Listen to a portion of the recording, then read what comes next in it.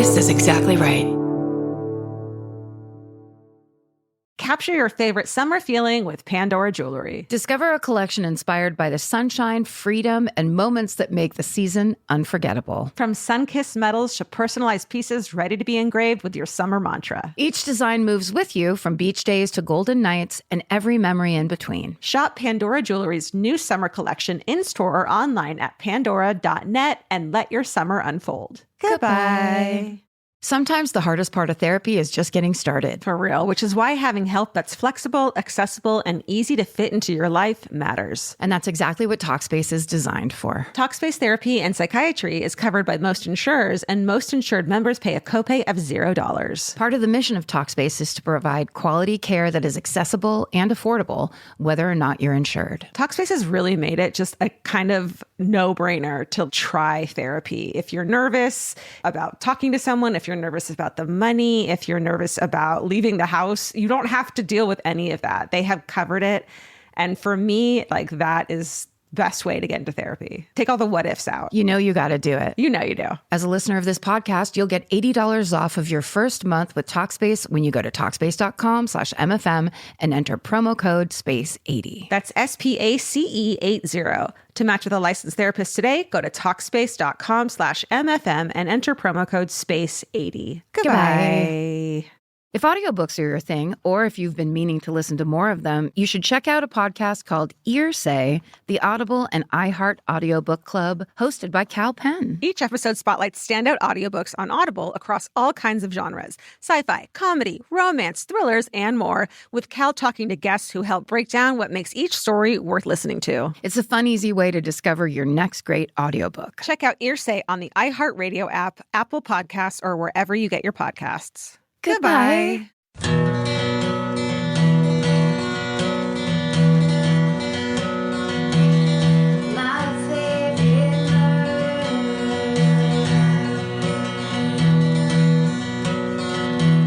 Hello. Hi. And welcome To my favorite murder. The podcast, your weekly true crime podcast. Hosted by Karen Kilgariff. And Georgia Hardstark. And that's us. And there's Steven over there on the ones and twos. Making it even. Happeninger. What were you going to say? He's making it happeninger. He's making it happening and making it happeninger. Because he took an improv class. He knows how to heighten. He yes-anded our eternal improv that is this podcast. That's exactly what I was going to say. And yes, and that's correct. The hanging and. Hey, how are you? I'm good. Yeah, I feel like a lot of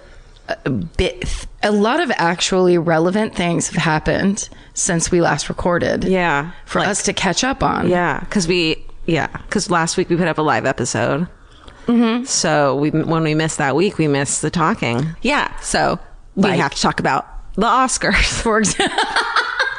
What a monologue. Yeah. Well, no, the thing I was going to say, which I'm excited to talk about, is the 4-part ID channel series called The Golden State Killer. It is not over. Yes. I was like, it's not over. Oh, that's the full title. It was yes. Every time that title card would come up, I'd be like, it's okay. We get it. It's not over. Yeah. So the Golden State Killer now is on the fucking tip of everyone's lips. That's right. Because Michelle McNamara's book came out. Yeah. And I'll Be Gone in the Dark, which I've been listening to obsessively. Yeah.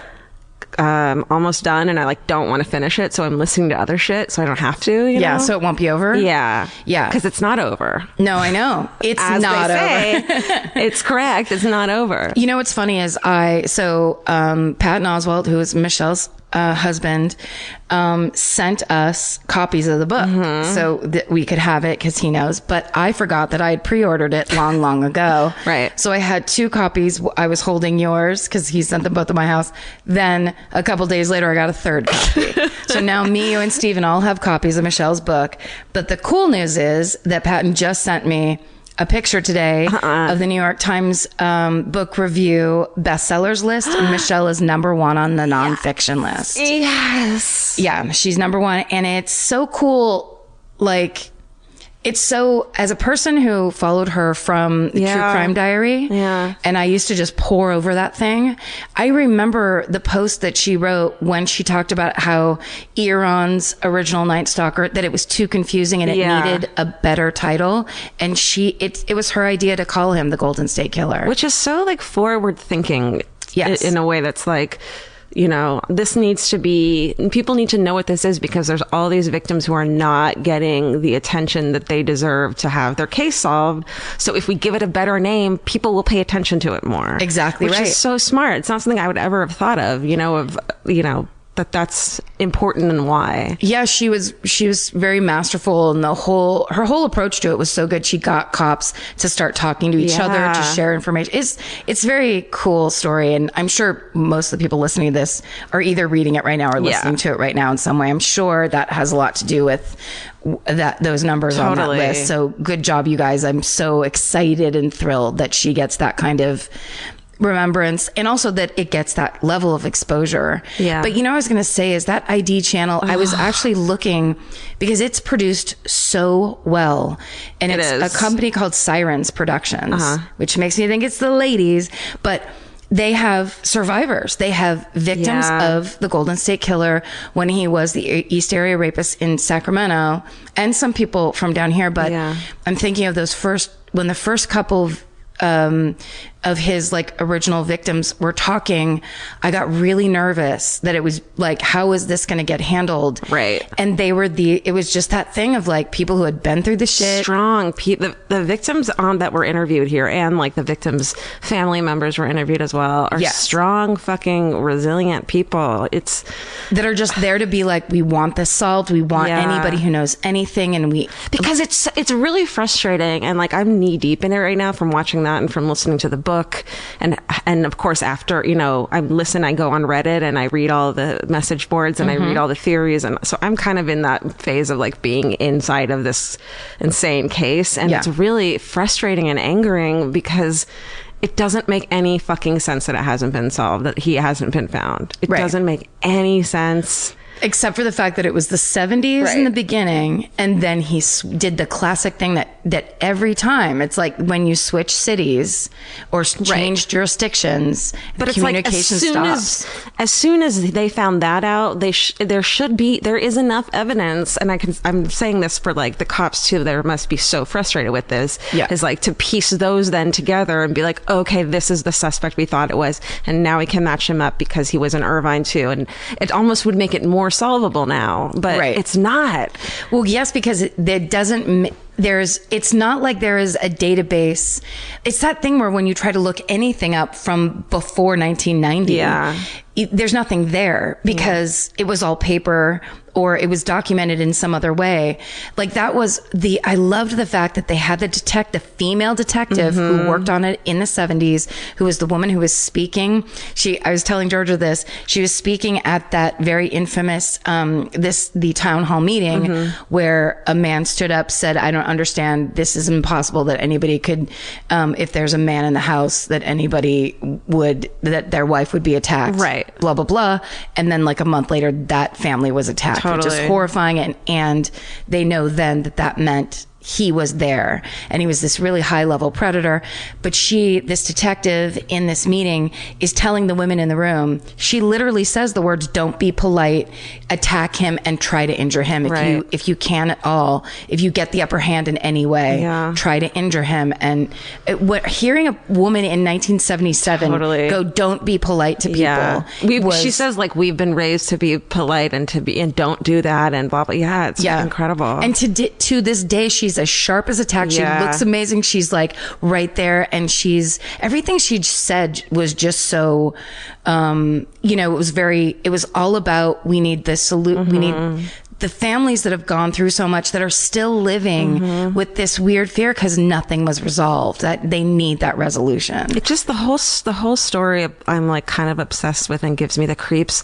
And I think for you and I, it being in California and northern for you and southern for me, and in our neighborhoods that we're from, and kind of, I think what's so freaky is that he went to these planned communities that were family communities and just terrorize them, like houses almost next door houses, yes, attacking and raping women inside of them. It's just the whole story is a nightmare, and the fact that it hasn't been planning solved. yeah, like that it wasn't. And he's weird. There's something wrong with him. Yes. Like, not just obviously a rapist, there's something wrong with him, but the stuff that he takes, eating and hanging out, and he's got you can tell there's some narrative in his head. And okay, and also, can we just talk for 1 second about what are the odds that you have a story and a case that's this insane and compelling and years long,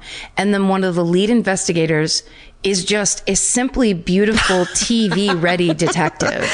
Detective Holes.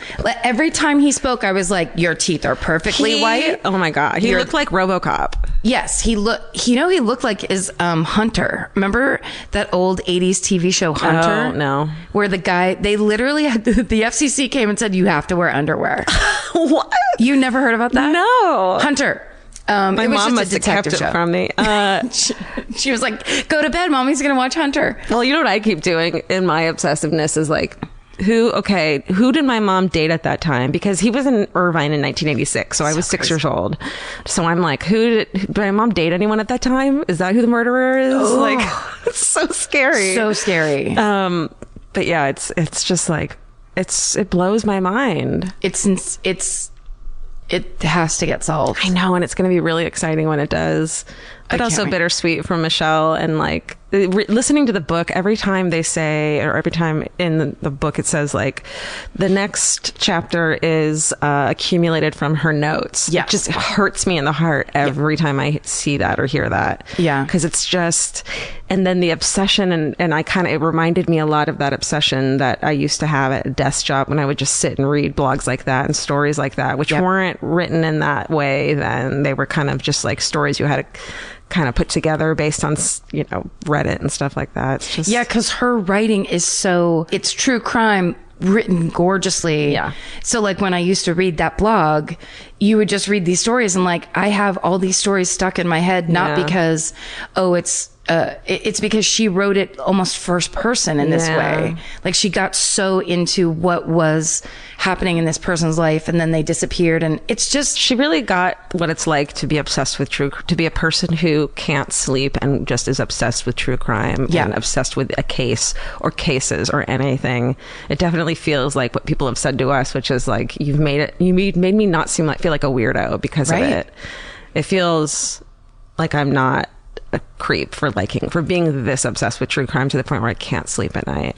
Well, because it's these questions that it's the worst case scenario, something happening, and then just unanswered questions. Yeah. So it's what are the events leading up to this? How did it happen? Why did it happen? Yeah. Like those are things that it's better than a TV show or something like that. It's like and I don't mean better. It's more interesting and engaging, and kind of like, this is a fellow human being that just disappeared off the face of the earth. Right. And it's like, and this and that, but the way she tells the story of the victim and tells you who they are, before what happens to them happens, is it gives it such a more vivid and such a fuller picture of how horrible it was to live in that time, to be a victim, to live in that neighborhood at the time, to be scared. I had no clue. I couldn't picture it until she kind of explained it. Right. Yeah. She like, that book starts off with like her, like how it's first started for her. Mm-hmm. And it was because there was a murder in her town. Yeah. It's fascinating. Yeah. That murder was fucked up too. Oh my God. I can't wait to start reading it again, which I'm going to. Yeah. It's just it's bittersweet. But it's also cool that it's out there, and it's going to be very, very interesting to see. And that her name will forever be, when they do catch this guy, her name will, because they're going to, there's no way it's not going to happen, but her name will always be connected to this case that obsessed her. Yes. Which is. And what I also think is cool in that special is how they really featured what were they calling them? basically the people that were trying to solve it online. Oh, citizen sleuths? Armchair sleuths or citizen sleuths? Citizen sleuths. I think I said it, which we laughed every time they said it. Yeah. But it sounds so stupid, but it's true. I get it. And when you, like, on the surface, but those guys... digging into this research. Oh my God. Talk about like doing the hardest work of all, which is just like, we went through records. This is the company that was building houses at this time. Yeah. Like they're taking the police evidence and matching it to records and then going like that. It's amazing. And I think all of that combined, the fact that there isn't some fucking woman coming forward being like, yeah, so my stepbrother was a creep back then and you might want to look into him. Right. We lived in Sacramento. Our grandma lived in fucking Goleta and you need to look into him. Like, how has that not happened yet? I don't know. Or maybe it's people who don't either. I don't know. It makes me think of like... Someone has a hunch that it's their whatever but nephew. Maybe they don't want to face it or they don't want it to be real. Well, I said to Vince when we were talking about this kind of thing, I was like, and then we were talking about how Ted Kaczynski's brother is the one who fucking was like, you need to look into my brother, and how hard that must have been. And I was like, would you turn in your brother if you found out something was going on? He was like, absolutely I would. In a fucking heartbeat. Like, it's people like us that were like, yes, I'd be so stoked to be like, look at Asher, he fucking did it. Not because I wanted my brother to be a murderer, but because it's like, you can't do that, it's not okay. But then I was like, well, what if you suspected something about me? And he was like, oh, well, we'd have to have a long talk. I'm like, I don't know what that means. You get one final breakfast, right? We talk it over for breakfast. I thought you were to say you get one murder and that's it. You know, and in this relationship I'll give you one freebie. It's the murder hall pass. Anyway, it's just so strange, and it's all kind of coming to the fore now. So. But it's also good. On a happy note, this is an email that Stephen found for us, that just pulled for us. Karen, Georgia, Stephen, and assorted pets. First off, your Columbus, Ohio show is great. I just wanted to let you know that my husband greatly appreciated your huge shout out for his website, www.pumpkinshow.com. I think your mention just increased the show's foot traffic for this year. Oh my God. The Columbarinos are expecting to have a meetup at the show. Oh my God, the Pumpkin Show? Yes. I love it. That is... okay. My husband is a native of Circleville, and he's been involved with the Pumpkin Show since the late 90s and has done their website since then. He even purchased a domain name. Holy shit. When no one even knew what a domain name was. He is also the photographer of the giant pumpkins in your slide. Oh my and God. Most of the pictures on the site. We were cracking up the whole time as Circleville is serious about their pumpkins. It is the oldest and largest show of its kind in the country and maybe the world. Thanks again for the shout out on the show. Safe travels around the globe, ladies. Oh my God, like going to the Pumpkin Show. Yeah, right? Maybe Tiffany and Kevin. That's amazing. Kevin's the webmaster for www.pumpkinshow.com. Oh my God, that's amazing. So funny. I love the reach is just far reaching. I mean, here's the thing. In our experiences, when you go onto a website, it's a high quality website, you give credit because that credit is due. How many websites are there out there? It was just sitting out there excellently. Unknown. Waiting to be grabbed. Waiting to be seen. And talked about. Yeah. And, you know. We did it. And you did it. We did it. We all did it. We did it together, you guys. Now we start the podcast that's all about life. That we wanted to start originally. Remember when we talked about it? Yeah, about pumpkins. Pumpkins. And life. It's basically a podcast where we figure out a way to sue Kevin for www.pumpkinshow.com, and we take ownership. Called Squad Gourds. We could get if we could get a hacker to please hack the Pumpkin Show website. Oh, I'm kidding. No, don't do it. Stop it, hacker. This hacker's like, her hands are like over the keyboard, about to be like do whatever the fuck they do on movies. She's got fingerless gloves, and she's got numbers in her head. She's drinking coffee, doing lines. Yeah. Just like hacking. And then we're like, wait, Melissa, hold it. Don't do that. What's her hacker name? It's Melissa 8. Melissa 8 hack your life. It's Dark Web Melissa. Dark Web Lissa. Lissa in the dark. Yep. Liza with a Z. Liza. Yeah. And that's it. That whole thing was her name. What we just... .net. Yeah. What are hackers really like?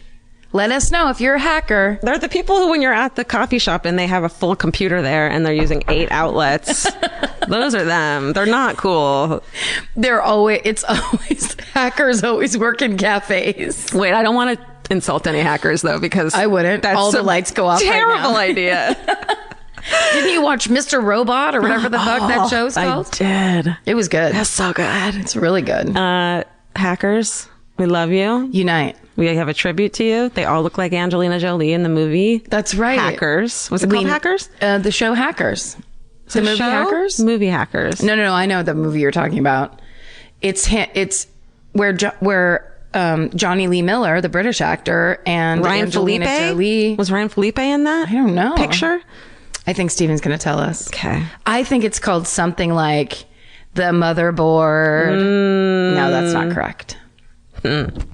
Well, I do know what movie you're thinking of. Antitrust with Ryan Felipe. Okay. Which was Did I just mash up two? that was hacker another movies? Okay. classic mashup. Okay. Was he a hacker in that? He was like it was like Bill Gates was played by not Tim Robbins. Chris Cooper?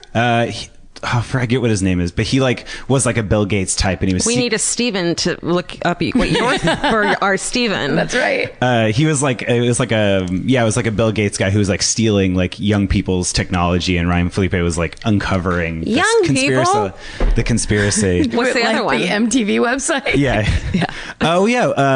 And this Hackers was Angelina Jolie. It was released in '95. It was called Hackers. Shit. They just went for the lowest common denom. Yeah. Johnny Lee Miller. Did it have a Z in it? No, unfortunately. That's the remake. Now, what was the movie The Motherboard that I'm talking about? Was there a movie called The Motherboard? A B movie in the 60s. About women with children who get tied to boards. Or just like the mom is bored and they like, okay, whatever. The Motherboard. Or it could be a female CEO with children. The Motherboard. She is in charge. Yeah, She and makes she's- all the decisions. You know what? I'm going to try. Parenting's not working. I'm going to try acting like a computer. I'm going to make a computer version of me, the mom. Yes. As a stand-in. It looks exactly like her, but she's controlling it Yep. from Sandra from her. Listen. From what's this called? Why did I pick a name I can't say? I don't know. Saint-Tropez? Tropez. Now, if you were 10 years older, from Bora Bora, if you were 10 years older, you would know that because it's from the Bain de Soleil commercial. Oh. The theme song. Bain de Soleil, back when we didn't know anything about SPF or skin cancer, Bain de Soleil was essentially Wesson oil in a beautiful bottle.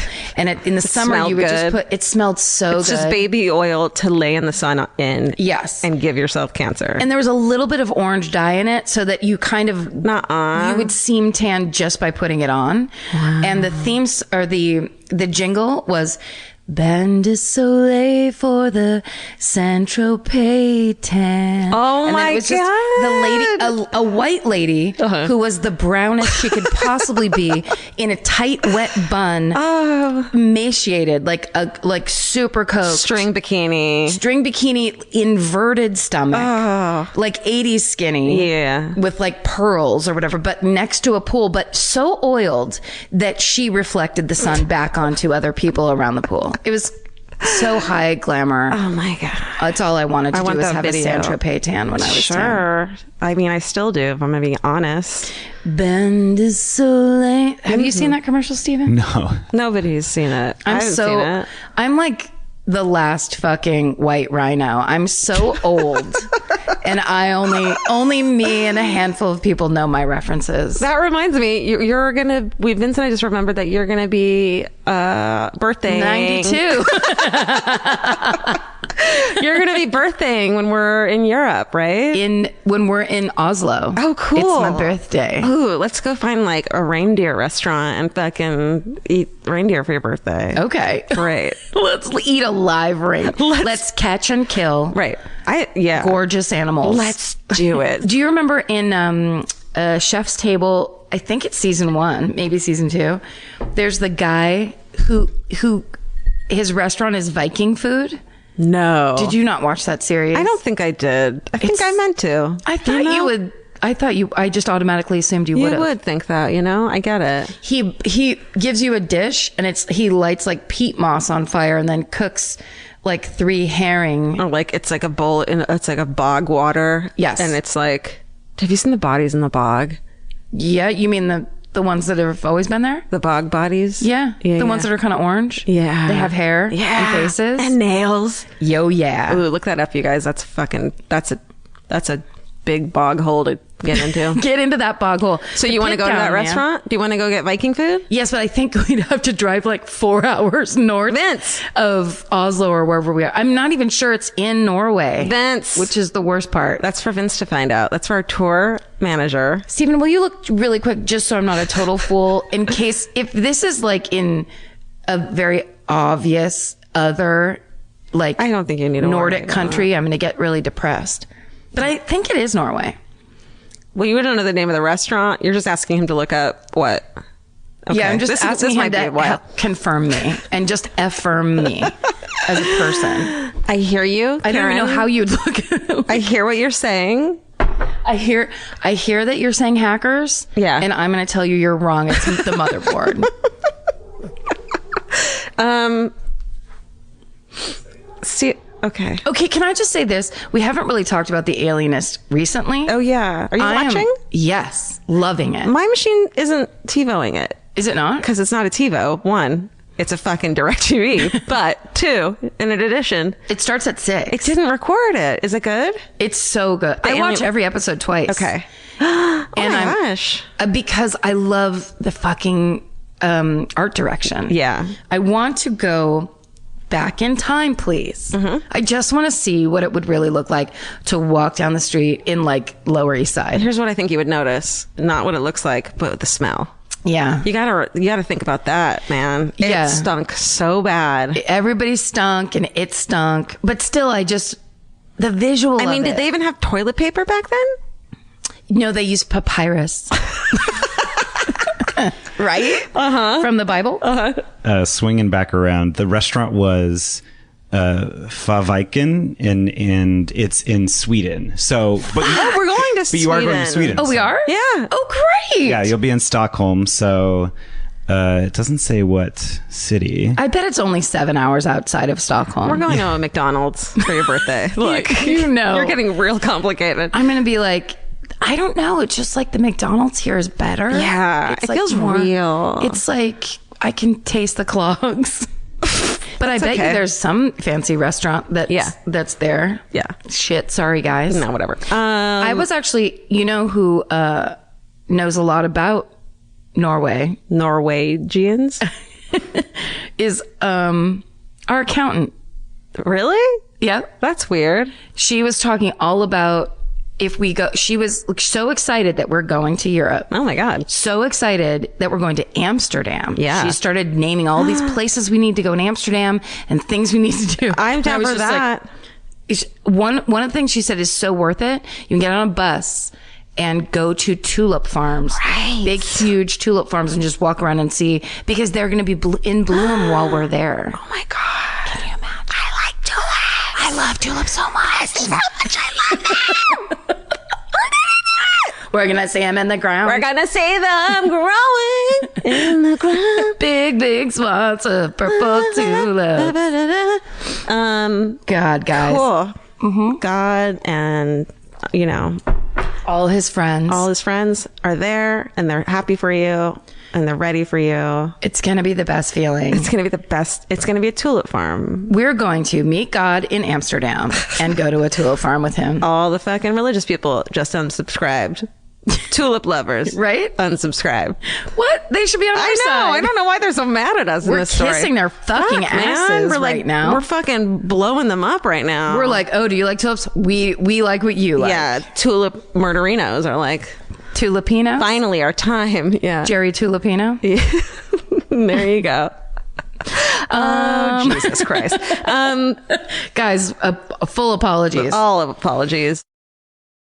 This podcast is brought to you by Squarespace. Every successful small business starts with someone saying, I wonder if people would actually buy this. Squarespace gives you everything you need to find out. From consultations to events and experiences, you can showcase your skills with a customizable website designed to attract clients and grow your business. With Squarespace's collection of cutting-edge design tools, anyone can build a beautiful, professional online presence that perfectly fits their brand or business. Get paid on time with professional invoices and online payments. Plus, streamline your workflow with built-in appointment scheduling and email marketing tools. Head to squarespace.com/murder for a free trial. And when you're ready to launch, use offer code MURDER to save 10% off your first purchase of a website or domain. Goodbye. You know your favorite summer clothes by what actually makes it into your suitcase. Find the outfits you'll wear all season long at Quince. Quince's 100% European linen pants, dresses, and tops are the pieces you'll reach for all summer long.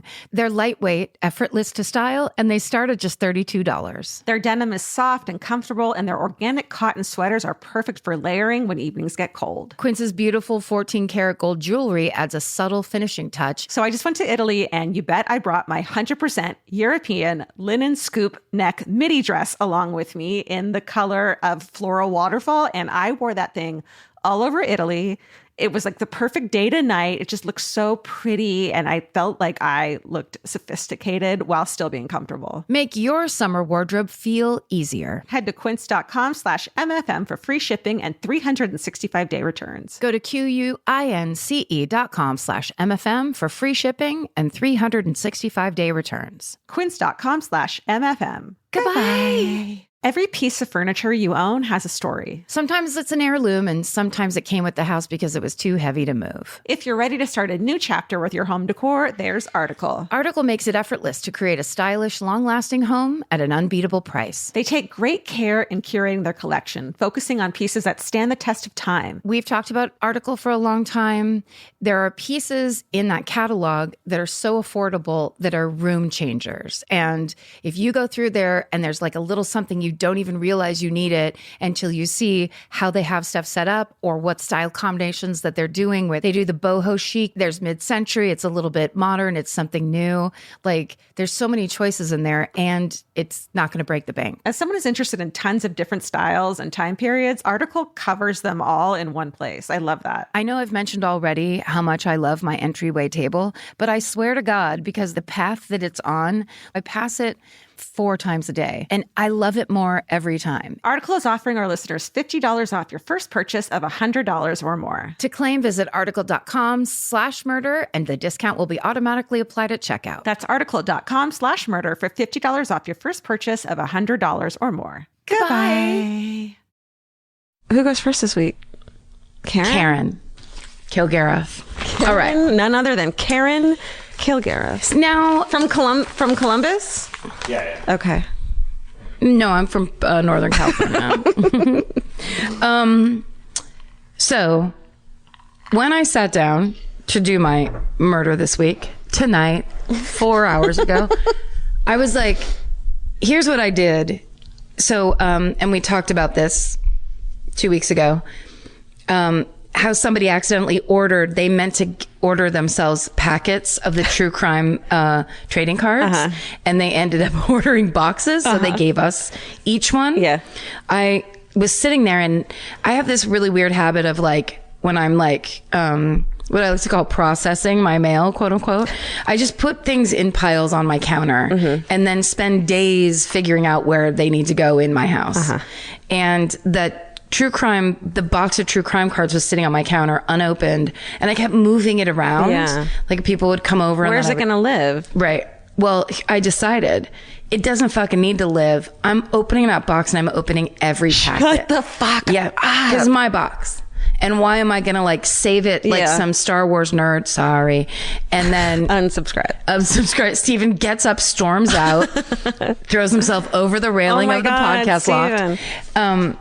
But I was like, why am I saving this? This is my thing that I like. I want to look at every one of these cards. Go crazy. So I opened all of them. The problem was I got halfway through and realized these are always there's only like, say 5 sets. Right. And I'm just repeating them. So you have, yeah, I see what you're saying. But my worry was I would think that was true and then miss a set. So then I just opened every single one. And this just says so much about how different you and I are, because I'm like, that must be so freeing, because I can't open mine because it's like, no, you'll ruin it. You're going to ruin it, Georgia. Don't ruin everything. But how do you ruin the thing that's supposed to be for you? Yeah, no, it doesn't matter 100%. That's what I realized. Because you know that thing, I had my friends over for game night, which is it was so fun. And it was the first time I had people over in a really long time. And I kind of like felt like I had to, because it already gotten hosted a couple other times. So they're like waiting on you. Yes. Basically put up or shut up. Oh, so when I was cleaning my house, I was like, there's so much clutter and bullshit in this house that I don't need or want. Yeah. But I have a weird connect. Like, I feel like I'm not allowed to throw it away. Yeah, I get it. So I tried to start doing that thing of like, does it bring you joy? Put it in your hand for 3 seconds and then throw away anything you don't need or truly want. And when I looked at that box of things, I'm like, I want to know what every card is. Sure. So why don't I just find out? Do it. I love it. So now I have a stack this big. Oh my God. That I've sussed through. We've done this already. I've never heard of this. I've heard of this. Okay. And now I have my new stack, which is the best feeling. Organized. I love it. That has nothing to do with this story I'm about to tell you. Oh, wow. Because I was just sitting there going like, think of like one of the original, a moment. It doesn't have to be a whole story. And I thought about this event. So I looked it up. I'm here to tell you. Oh, I'm so excited. All about, and tell me if you remember this. Oh my God. Oh my God. From 2003, the Van Nuys Courthouse shooting. No, I don't remember it. Oh, girl. Oh, honey. Okay. So when grandma was in her early 20s, this was before the internet existed, comics we used to pass around videotapes with what essentially were today YouTube videos on them. So there was, this is things comics did all the time. So it'd be like, we're all going to go over to so-and-so's house and watch so-and-so's tapes. It was Patton or Blankapatch usually are the ones that had them. And they were just compilations of things you couldn't believe you were watching. So it would be like, the very first one I saw had the farting preacher on it. So it's that guy that they dubbed over farting. You know that, you've seen that video. Yeah. Everyone's seen it.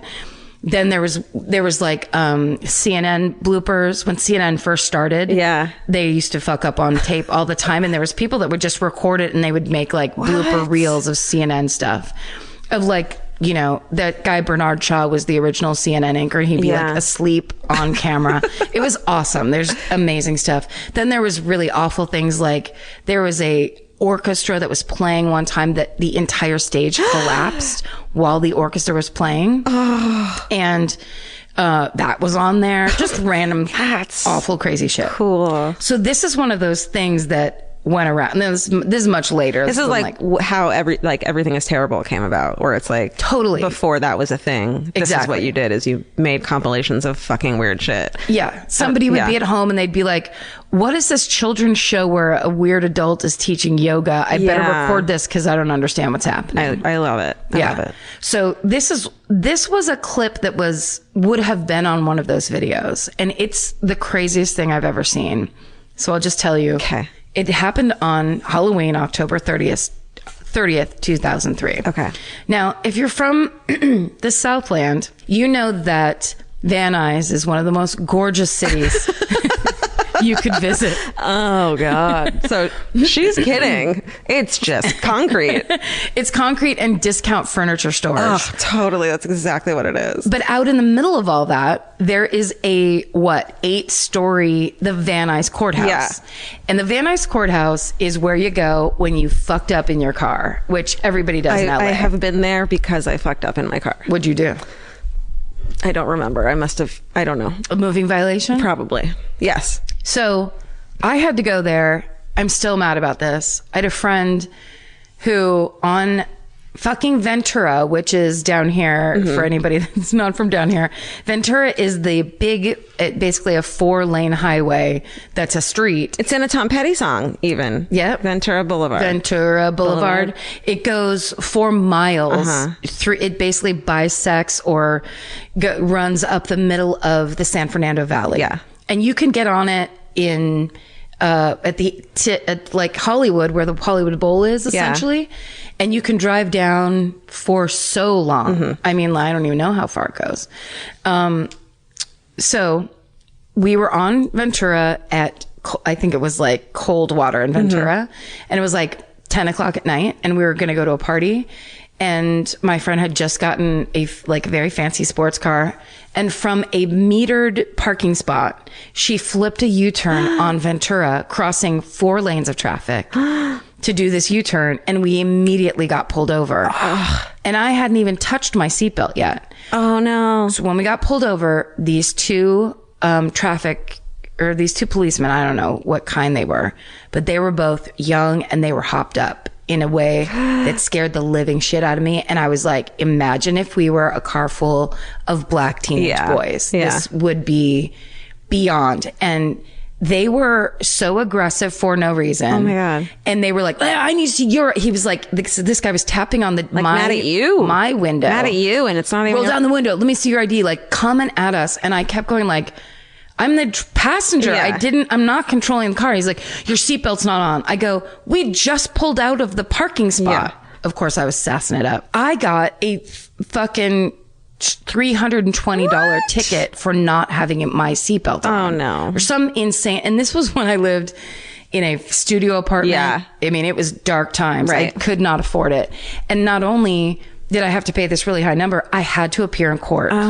For this moving violation. So I wanted to murder my friend. Yeah. Say her name. Work through it now. Yeah. So you have to go to the Van Nuys Courthouse. I was so nervous to be in a courtroom. I was like dying. Well, you have to sit there for the 40 other cases before yours. So it was just like one teenage boy after another. Sad, that was fucking depressing shit. so depressing. Most of the teenage boys, it was for their radios, car stereos were up too loud. Shut up. Yes. They were all like, the judge would be like, young man, this is your 5th violation. You can't drive with your stereo up this loud. There was like, that happened like 15 times. I mean, figure it out, Kevin. Like, just turn it down a fucking decibel. Turn it down. I understand you're trying to make your friends think that you're a badass. And everyone around you want them to not fuck with you because you're scared. Yes, we're all scared. Because you're scared they'll see the real you, Kevin. But Yes. let me tell you, as a fucking 37-year-old who used to turn shit up, you can't hear anything when you're an adult anymore. The damage that I have done to my hearing is amazing. Half my friends can't fucking hear anything because we all used to go to shows and shit. Like, you just don't, it's not worth it. It's not Be boring. It's not as cool as you think. Anyway, so by the time I got up there, the judge ended up reducing the dollar amount because at one point I just went, he was questioning me like I was the driver. And I finally went, I was the passenger. And then he went, really? And then he was just like $120 or something. Oh like, my God. Cut it down. Thank God. But the entire experience was nerve jangling and infuriating. So now I've set the scene. Van Nuys Courthouse. A very strange, large building, kind of ominous. Yeah. Right? I'm there with you. There's a discount furniture across the street. There's a discount furniture across the other street. There's a donut shop in the strip mall right there. Yep. It's probably got great donuts. And that's the only thing in that strip mall. Everything else is closed. There's also a nail salon. Oh yeah, there's 2 nail salons next to each other. Yes, but otherwise, there's nothing. There's nothing. And because it's Van Nuys, it's always 91 degrees. Oh my God. Day and night. 91 but in a hot way. Yes. A stifling way. A stifling yet dry way. And there's not one fucking tree in the entire city. Funny that you should say that. Why? Almost as if on cue. It's perfect setup. Okay. Yeah, there's no shade except for the height of this building. Right. This cement building. It's dark times. So... And so at this time, because it was October 31st, 2003, normally you're so far out there, the only people that would be at this courthouse are people that have business there. It's not, there's You wouldn't go there for any other reason. You're Like not for there fun? There's no fun to be had. There's not a great restaurant in the basement. Nothing good. Oh, it's a vintage cafeteria. You We know, have to go. like all the other courthouses, how Yeah. they have nice things. God, there's some great food at the LA County Courthouse downtown. However, people do go to Pasadena Courthouse because it's gorgeous. Is that true? It's the one. They use it as the courthouse in Pawnee in Parks and Recreation. Oh, yeah. Right? Yeah, I'm gonna say yes. I'm gonna agree with myself. I'm agreeing too. Anyway, so yeah. It's like I want to say vintage, but it's vintage. like pretty architecture. Yes, it's gorgeous. So yeah, that's not happening here at the Van Nuys. The Van Nuys Courthouse, they were like, we want to make it tall and upsetting looking. And it was probably, they did that in 1972. Okay. At the time, on this day, remember when Robert Blake had to go to on trial for attempting to kill, or the attempted murder, or no, sorry, the murder Yeah. of his wife Bonnie Lee Bakley. Right. So this is a amazing overlap that I didn't realize until I started researching this. So for those of you who don't know, Robert Blake was an actor. He was a child actor. He was Beretta. He was, he was kind of like he was almost like a serious Ted Danson of the 70s. Nothing like Ted Danson in any way. Almost the opposite, really. But that's the first television person I could think of. So he was like Magnum PI, but like serious. True, yes. Yeah. Didn't do a lot of comedy, though. Yeah. I feel like Ted has better range. Yeah. So he and his wife were eating dinner at a very famous old Italian restaurant called Vitello's, which is on Tahunga, I think. Yeah. And Vitello's has clearly been there since the 50s. Right. And they left the restaurant, and then he said, wait here, I'm going to go back into the restaurant. I forgot my gun. And Robert Blake went back into the restaurant to get his gun, and while he was in there, he forgot his gun. He forgot his gun in the Italian restaurant. Why does he have his gun? I mean, because that's where the gun would be when his wife is being shot in the head out in the parking lot. Right. He's not involved, and his gun is in the restaurant. So that was the suspicion, and that's why he ended up going on trial. And the trial and a bunch of shit took place at the Van Nuys Courthouse, which is amazing, and I didn't know that. Because they were there was pre-trial hearings going on, because there was a conspiracy charge between Robert Blake, saying Robert Blake and his bodyguard, who's named Earl. Shit, I can't find it. Did they think he actually pulled the trigger? No, they think that the conspiracy was that he went in to get his gun really publicly while his bodyguard, Earl, was outside shooting Bonnie. Yeah, so they think that he shot Bonnie. The security guard. Right. The bodyguard. Yes, okay, got it. Yes. So they were at the courthouse that day to have the pretrial hearing about this conspiracy charge. It eventually got dropped, and they ended up saying they didn't actually really have a lot of direct evidence or real material evidence. Anyhow, we'll do that story some other time. Okay. But because that pretrial hearing was taking place at the Van Nuys Courthouse that day, there were all these news cameras set up from all over the place, internationally set up, so that when Robert Blake walked out, they would have the shot of him leaving the courthouse, whatever the verdict was for that pretrial hearing. They hadn't even gone into the full murder trial yet. Okay. At the same time, it was 10 a.m. that same morning. And so all these cameras are set up. And meanwhile, 53-year-old wills and probate attorney Gerald E. Curry had just appeared in court himself as a probate attorney, because he was representing a client who was the trustee of a special needs trust for a 64-year-old man named William Stryer. And the trustee had said that Stryer had been threatening her life.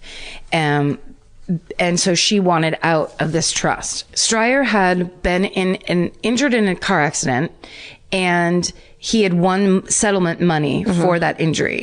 But the money was taken and put into this trust. Because, and what I'm gathering, but I don't know for a fact, but what it seems like is that he was unstable and couldn't. Because of the accident? No, it just doesn't like mentally seem like unstable. That there's for some reason he couldn't manage that money by himself. Yeah. It was put into a trust, and then this woman was placed in charge of the trust. So she had no connection, like family or otherwise, with this guy. She's like, I'm not sure. Okay. Because these are the details. Yeah. That was the case that Gerald Curry was in charge of. And he was her lawyer. Okay.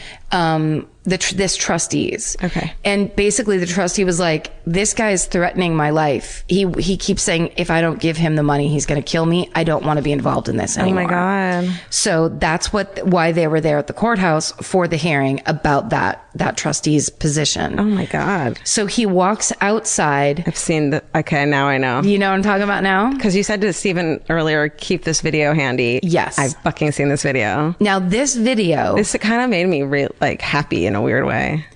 Wait, maybe I'm thinking of the wrong video. No, I think you're thinking of the right video. It's so incredible. It's insane. And the idea that this happened on the day that all these cameras were already set up is beyond bizarre. Okay. Tell me what happened. So Gerald Curry, the attorney, walks outside, just got that thing taken care of. It's 10 a.m. I'm going to go get a coffee, blah, blah, blah. The attorney for the trustee is like, yep. He just wrapped up. I'm going to go to that amazing cafe outside of the Van Nuys Courthouse. Yep. And maybe go get my nails done. Right. He's standing there so it's like the courthouse is there, and then there's this kind of long rectangular courtyard, and that's where all the cameras are set up. And as he's standing there, and it's the courtyard has bushes and trees and things planted in it. Okay. Remember this part? So as he's standing there, just stepped out of the courthouse, a stranger walks up to him that he's never seen before and says, "Is your name Gerald Curry?" Now, what is our answer if a stranger walks up and says, "Is your name Georgia Hardstark?" No, it's not. Nope. I don't know that name. What would your intentions be if I was Georgia Hardstark? What can I pass a message along to Georgia Hardstark? But I know her. I've heard of her. Yeah. But it's not me. But if you want to, never fucking cop to shit if a stranger is asking you questions. Yeah. Why do you ask would be the response. Why do you ask? Why do you ask? What's going on? Yeah. Or even this, excuse me, goodbye, and you get the fuck away. But I'm sure that Gerald Curry was just like, I'm at a fucking courthouse. Yeah. Everything's okay. Yeah. So he says, yes, I am Gerald Curry. And this man pulls out a gun and starts shooting. Shit. 2 shots are fired, and all the news cameras are like, what the fuck is going on? Roll them. And they start recording. Holy shit. Do you want to play that video? So this is, as it happened,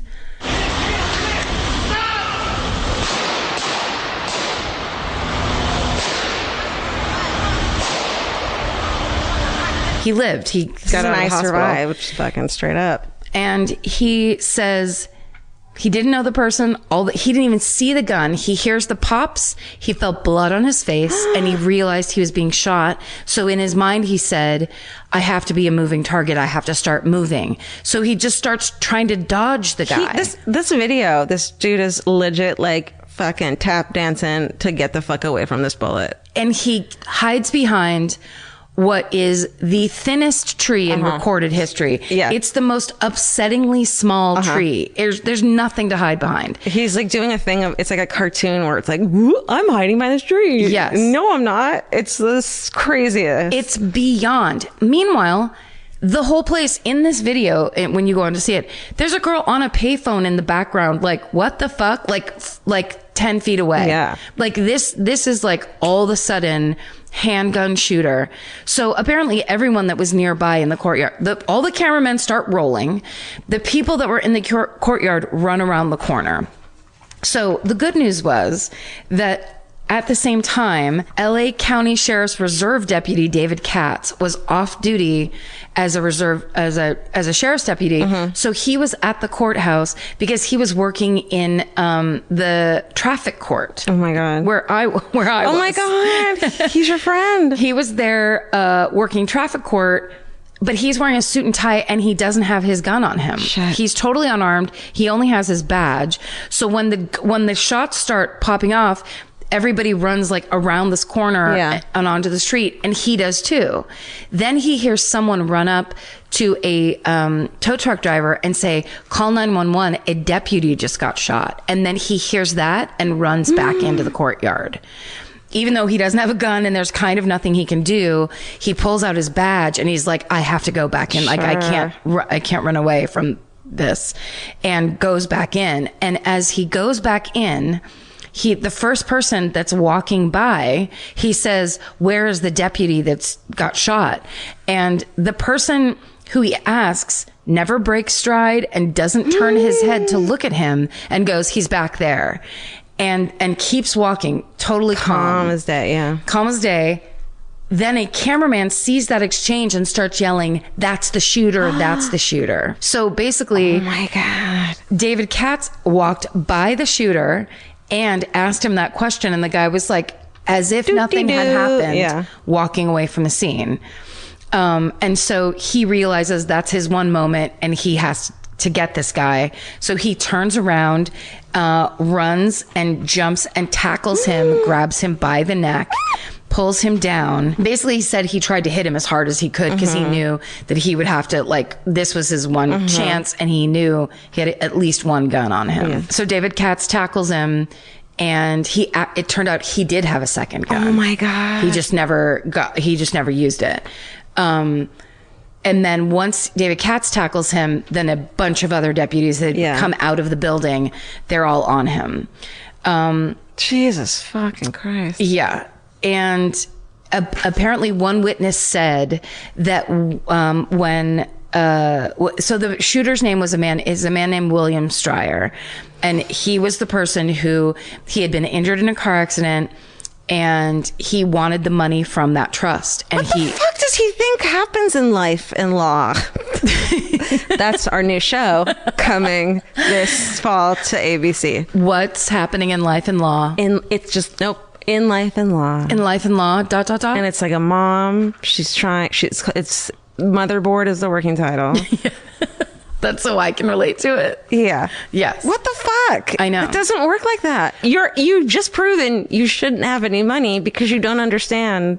Well, and because you're going through life, if something fucks you up, you just threaten to kill it. Totally. That's the reason that they were in court, is because he'd already threatened to kill the trustee. Yeah. And then it comes out, I never found what the actual ruling was, but I imagine it was not for him. Sure. But he knew that Gerald Curry was the lawyer that was the trustee's lawyer. So it has nothing to do with you, and it won't even help you to punish this person because they're two fucking, what do they call it? Degrees away from the fucking problem you're having to become from Kevin Bacon. Yes. Well, and also he had already made the bad mistake, which is you're not allowed to threaten people and say, give me my money or I'll kill you. So that you now disqualified yourself from the money, but you want it to be someone else's fault that you don't have that money. Yeah. So you've decided that this lawyer is keeping you from the money. Right. And apparently a witness said that he heard Stryer say, when the shooting was done, he shot at him 6 times. And Stryer was hit 4 of those 6 times. Oh my God. I'm sorry. Gerald Curry was hit 4 of those 6 times. Okay. But then once the shooting was over, before he calmly walked away, a witness said he heard him say, that's what you get for stealing my money. So he, in his fucking mind, he thinks that these people are all trying to steal his money. Yes. So at the trial, William Stryer appears in court laying on a hospital gurney because of claiming it's because of his long-standing back injury. So he's in bed in court in bed, which is a dream I've had. Do you ever have that thing where you're in a dream, you like wake up and you're like, I'm at school, but I'm also in bed? Yeah, like you're the weird one in bed. Yes. Suddenly, it's not like the naked dream, but it's like you didn't get the memo that you're supposed to be out of bed right now. You're supposed to get out of bed. Yeah. So then you're trying to play it off and just kind of be like, I'm not in bed. No, it's fine. I'm just in bed a little bit in public. Yeah. No, I've actually had that. Or like I've had the starting to wake up and you think there are people there and be like, no, I'm not in bed. I'm not sleeping. Right.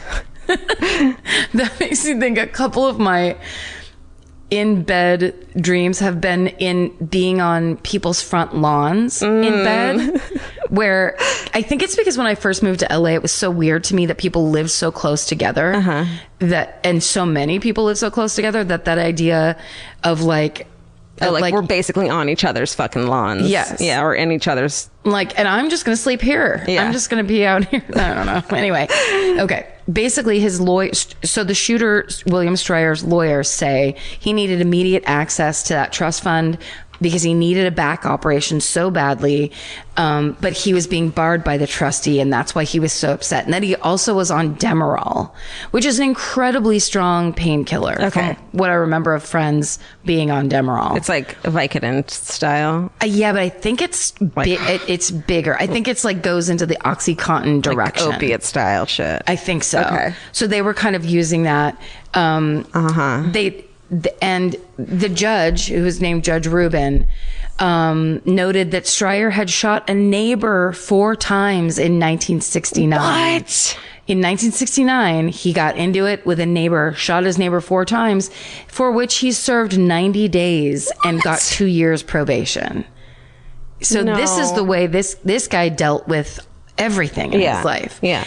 And the first time around on that, the way that all got pled down, the judge this time around was like, you tried to use that I'm on pills, there's something wrong with me thing before, and they fell for it last time. It's not happening this time. And it's like, dude, you think we wouldn't have checked that? Come on. Yeah, exactly. You got a bit of a history. Yeah. That's going to stick with you. William Streyer asked the judge if he could address the court.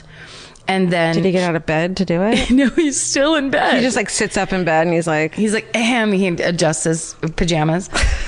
He goes to address the court, but he starts to veer off track, and he starts to say it's the cameraman's fault that they didn't stop him from shooting at Gerald Curry.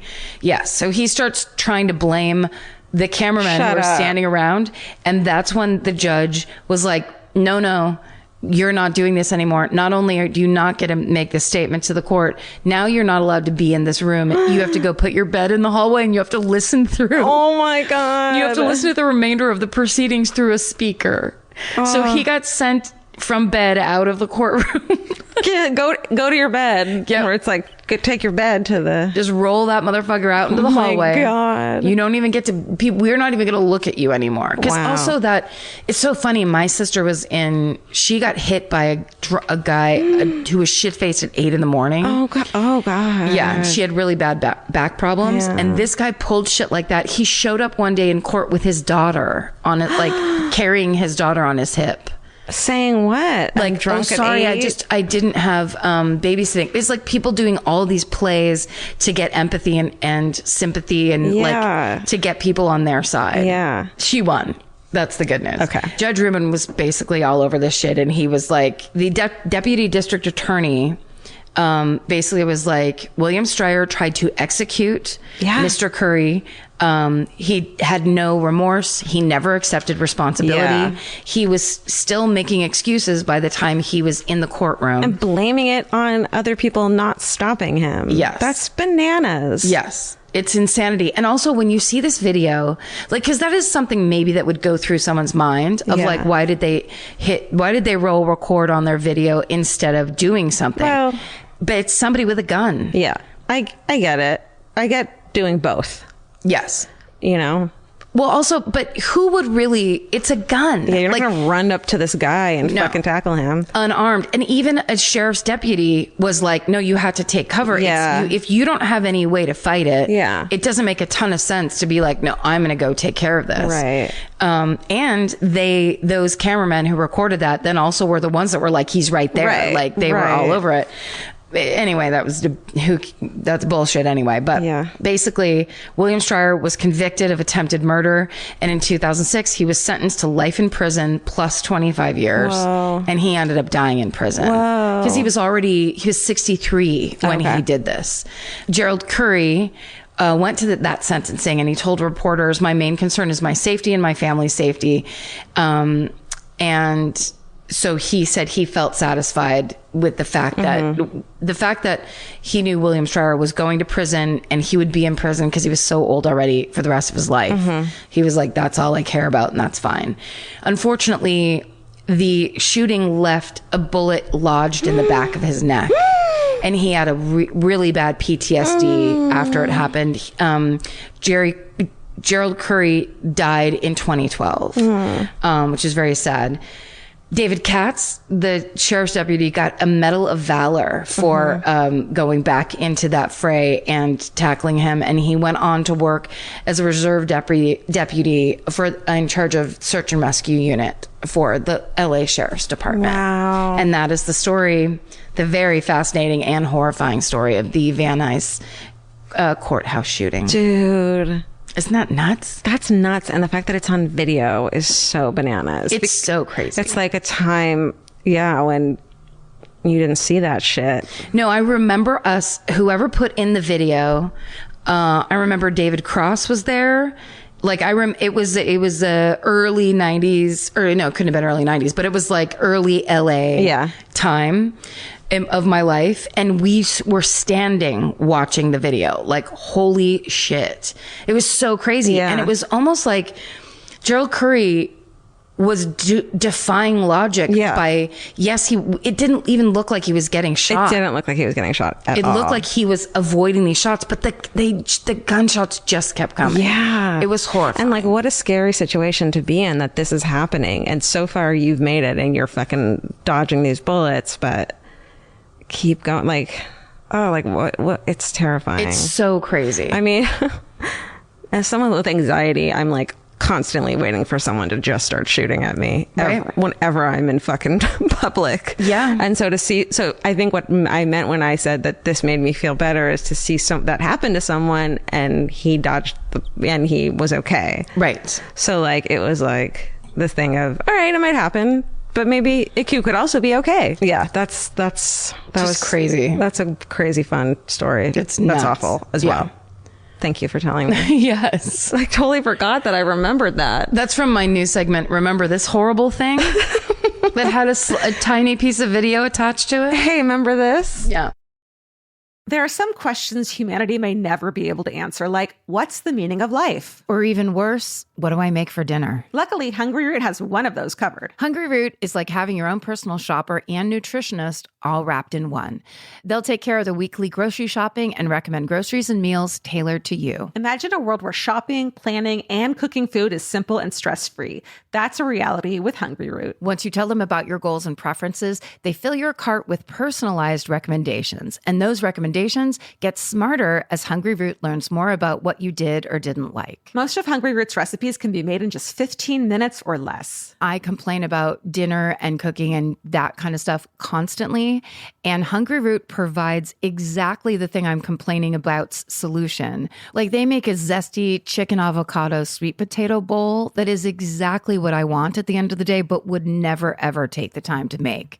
And with Hungry Root, it's just right there. It's waiting for you. For a limited time, get 40% off your first order, plus get a free item in every box for life. Go to hungryroot.com/MFM and use code MFM. That's hungryroot.com/MFM, code MFM, to get 40% off your first box and a free item of your choice for life. Goodbye. Let's be real. We don't all have time to keep up with the latest fashion trends. Some of us want to look stylish, but have someone else to do the shopping. That's where Stitch Fix comes in. Their expert human stylists get to know your lifestyle and budget so they can pick pieces that actually work for you. Stop shopping and get styled today at stitchfix.com/murder to get $20 off your first order. That's stitchfix.com/murder. Goodbye. Current you is trying to get through today. Future you would like it if you thought about tomorrow every once in a while. Now both versions of you can work toward the same goal with Acorns. Acorns is a smart way to give your money a chance to grow. You can sign up in minutes and start automatically investing, even if it's your spare change. The Acorns potential screen shows you the power of compounding and how your money could grow over time.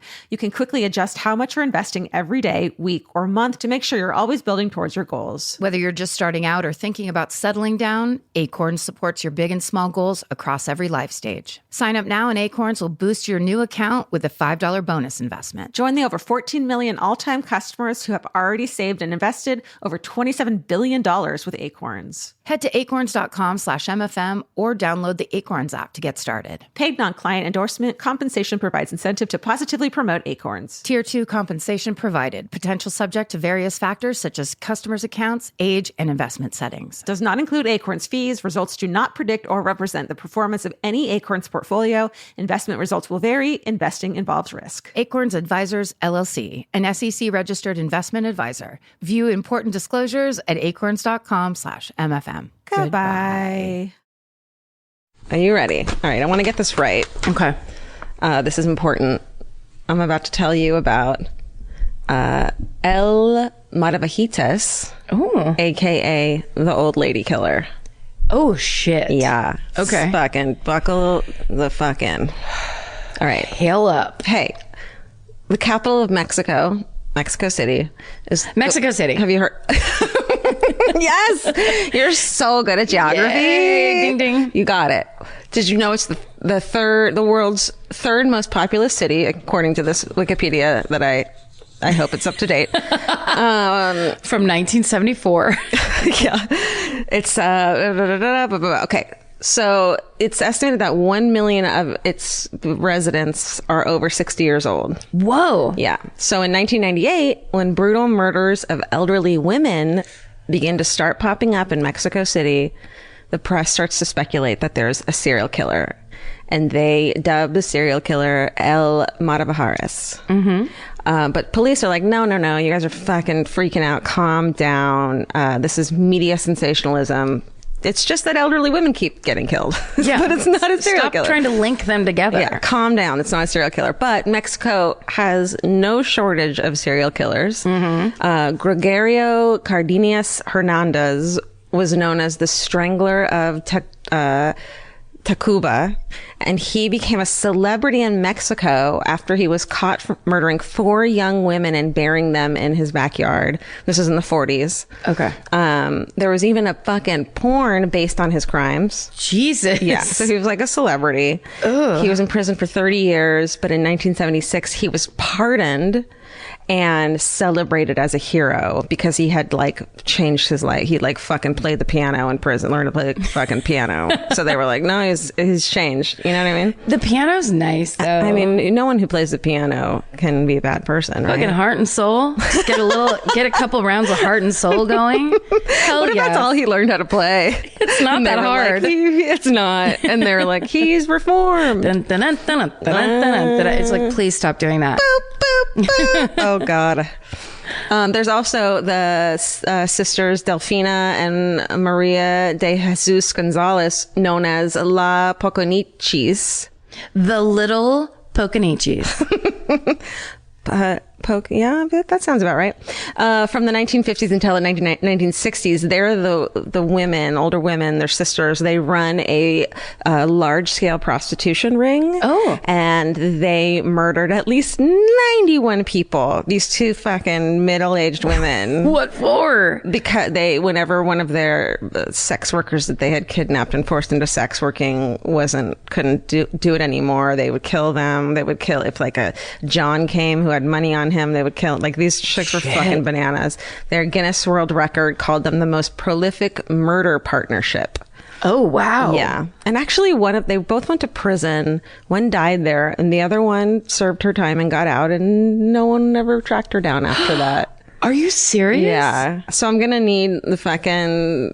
This is not media sensationalism. This might be a serial killer, right? Yes. All right. Can I just say this really quickly? As you were telling that story, I started to think about one of my favorite things in the world to observe or listen to is, and it happens a lot in LA because there's lots of people who are bilingual or probably raised in like multi-language households. Don't you love it when you're standing by 2 people? It's for some reason, it's always teenage girls in my mind, and they're speaking Spanish to each other because I think they're trying to tell like private stuff or secrets. But then they'll just say interchangeably with English. They'll say an English word perfectly, like almost Valley Girl accent. Yeah. So it's like and a thing that you don't know or understand, and then it'll be like the car wash. Aren't I right? Yes, exactly. There's phrases in it. It's like, it's my favorite LA thing. Yeah. And I'm also a very bad eavesdropper. Or a very good eavesdropper. Or the best eavesdropper. Or listening to people at car washes all the time. I wish I could speak fluent in a different language. And then that, like, the idea that you can do that and just flip back and forth. Like, well, now I have to say something private. And I know that this person over here is probably listening. So I'm deeply embarrassed as someone from Southern California, born and raised, that I don't know Spanish. Like it feels like I'm being fucking elitist and rude. It's kind of rude. It is. Well, also, it'd be easy for me to learn. right. Well, my sister and my dad went to the JC and took a Spanish class together. Yeah, that's cool. I know. I love that. But I wish I did it too. And also, I wish I hadn't taken French, which just served me. French. I'm sorry. It's like, I think a couple menus it's helped me. Yeah. A couple fancy dinners, and pretty much that's it. That's about it. And my fucking sister-in-law is Mexican and El Salvadorian, so my nephew is part of that as well. And the fact that, you know, he can't talk to his aunt in one of his fucking languages. Yeah. It just makes me feel shitty. Let's go to Los Angeles Community College. Done. Right down there on Melrose and like Western. Yeah, There's Vermont. a community college right there. I went Is it there Vermont? out of high school. Did you really? Yeah. You didn't take any Spanish? No. Let's do that. I would love that. That'd be super fun. Or can we get sponsored by, what's that? Rosetta Stone? Rosetta Stone. Come on. Let's have it. Our minds are open. Yes. We want to learn. Please teach us. Okay. Boop, boop, boop, boop, boop, boop, boop. Okay. Okay. So back to fucking Mataviejitas. Okay. I feel like Vajitas. you got the accent. Mataviejitas. Yeah. I think that's right. Yeah, right? I'm ready. Yeah, I think you're ready. It's like, I know a little Yiddish. I can fucking turn that into something else. You got the ear. Listen. They say once you have Yiddish, Spanish comes immediately afterwards. That's what they say. Great. At Los Angeles Community College. That's their motto. Yeah. Once you have Yiddish, the world is your oyster. The world opens up to you. That's really the baseline. It's kind of it's the Latin. Yeah. But for yelling at your granddaughter Georgia in Yiddish is the Latin. Don't schwitz all over my Chesterfield. Right? Grandma stuff. Why am I sweating on her? Chesterfield's like a furniture, right? Yeah, it's a Why are you couch. sweating on me? I took what I thought your grandma would say and then added it to something my grandma used to say, would be like, get off the Chesterfield. Because she, for some reason, instead of saying couch or sofa. But you know me well enough that I am constantly sweating, which is fucking true about me, to know that I'm not. Schwitzing is the only Yiddish word I have like on hand. Okay. So that was not personal. Roiskamater is one of my favorite. What's that? It's just bothering, like touching and going through. My mom would say, don't roiskamater the cats. Roiskamater? Uh-huh. Wow. Don't roiskamater the cats. Like, I'm fucking with the cats. I don't want to play with the cats. Cats are doing it. You know, it's like, leave them alone. Do not roiskamater the cats. Yeah. Okay. Here's what I learned in Gaelic. Okay, let's hear it. Can you give me more whiskey, please? I want to punch someone. I'm saying it with a really strong accent right now, but it's good. I'm going to repeat that to you later. Cool. Yeah. I'm going to try it when we're in Dublin. Dublin. I'm going to use it. Use it. Can you give me more whiskey, please? Yes. I have rage issues. I feel like I want to punch someone. I want to punch someone. It'll help me. Yeah. And then, but I'm still going to punch someone. Yeah. Okay. I'm going to try it. And then before you get the third word out, they're going to be like, we gotcha. Don't worry. Oh, I know what you're talking about. Ooh, we're going to have fun there. Ooh. Okay. All right. So back there in the early 2000s, so authorities said that the murders of the old women aren't connected and aren't the work of the serial killer, but there's a fucking clear pattern to the murders. All the victims are women in their 60s or older. Ugh. And they're found in their own homes, all of them, either bludgeoned or strangled, and afterwards are robbed. There's never any sign of forced entry, and most of them lived alone. And so I went online and did a lot of research because there's not a lot of English stories about this in English. But I found a website that has, unexpectedly, every single fucking crime scene photo with the bodies in them. Oh. Just one of those, like, surprise. And then I start scrolling and it's like all of them. Whoa. And it's really hard. And it's essentially like your abuela. It's like abuela. Every fucking grandma, like Mexican grandma you've ever seen, with her like house of her, like with her newspaper from the morning and her shopping and her, you know, there's crosses everywhere. It's like every Mexican grandmother. It's so horrible. That's like awful. you think you get to live a life of like comfortable dresses with pockets and like, you know, feeding your grandkids too much sugar. And it's like, that's the women. That's who it is. And it's really fucking sad. And I had to, after a few scrolls, had to Stop doing that. stop looking at it. Yeah, don't. Yeah, that's the worst. Yeah, it was really depressing. Okay. So the chief prosecutor in Mexico City profiles the killer. It's Bernardo Batiz, saying that he has a brilliant mind. He's quite clever and careful. It was thought that whoever was doing it was taking the time to gain the trust of their intended victims because there's no forced entry. So one theory is that the person might be posing as a government official, providing them like an opportunity to sign up for welfare programs at the door, and they like the sweet abuelas invite them in. Years drag on, bodies pile, like there's just many murders of these older women, and authorities have all these different theories, but they really don't know what's going on. They said that there might be multiple killers. They find that one really weird detail is that 3 of the victims owned a copy of an obscure 18th century painting, Jean-Baptiste Grézou's Boy in a Red Waistcoat. Oh. Which turns out to be a red herring. It just might be that abuelas love that fucking painting. Yeah, so it's like it was like the thing that was for sale in the market or whatever. Right. That they're like, oh, that's pretty. So it just turns out that like, but that's how little they have to go on. Is they're like, what's a connection? Well, they all had this painting. Oh, okay. Is that the connection? Like, who sold? You know, they don't know. Somebody that hates waistcoats. I mean, who among us? Okay, so just to show how desperate they are, the killings would start and stop again, or stop and start again. Even I mean, both directions. they would go all over the place. They would stop. You know. No information surfaced. Okay. The killing of 82-year-old Carmen Camila Gonzalez Miguel on September 28th, 2005. She's an upper-class woman, and she's the mother of prominent Mexican criminologist Luis Rafael Morano Gonzalez.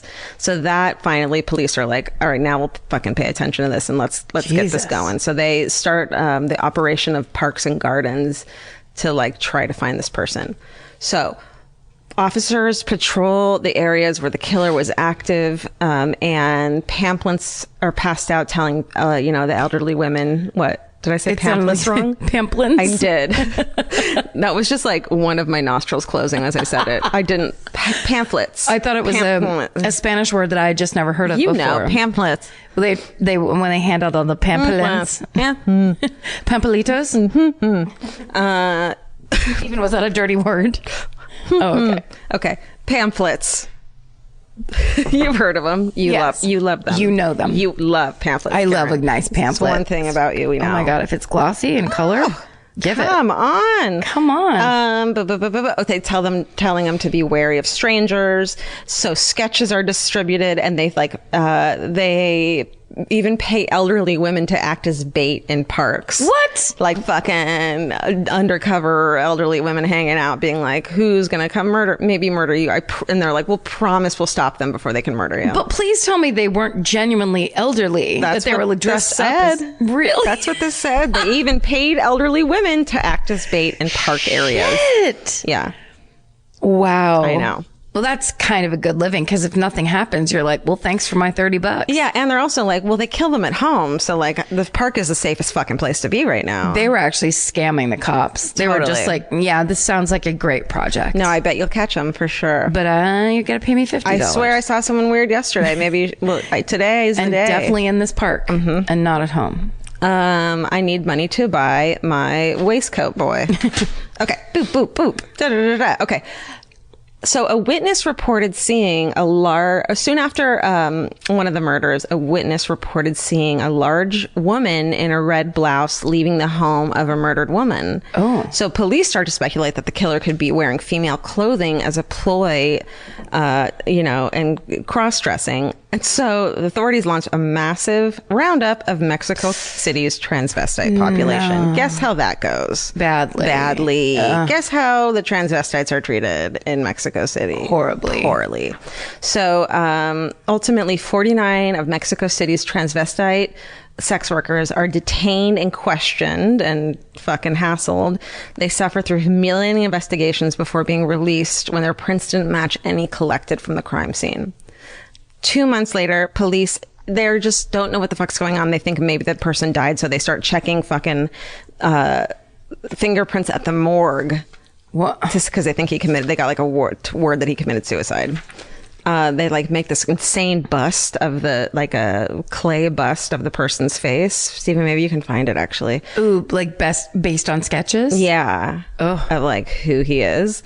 Then in January 2006, the landlord of 82-year-old Ana Maria de los Reyes Alfaro comes home and finds someone fleeing. The landlord finds someone fleeing this woman's home. Okay. He goes and checks on his tenant and he finds Ana Maria dead on the floor, and he calls police, gives a detailed description of the attacker. Police get to the scene fucking immediately, and they are able to track down the person who's fleeing.